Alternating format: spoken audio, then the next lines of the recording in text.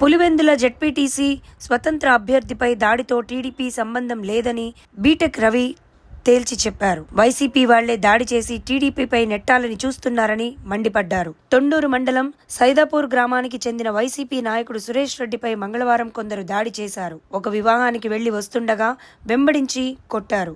అయితే ఈ కార్యక్రమంలో ఆసుపత్రికి వెళ్లి సురేష్ రెడ్డిని పరామర్శించిన ఎంపీ అవినాష్ రెడ్డి దాడి టీడీపీ నాయకులే చేశారని ఆరోపించారు. దీనిపై స్పందించిన బీటెక్ రవి వైసీపీని కాదని స్వతంత్ర అభ్యర్థిగా బరిలోకి దిగాడని, వైసీపీ నాయకులే దాడి చేశారని తెలిపారు.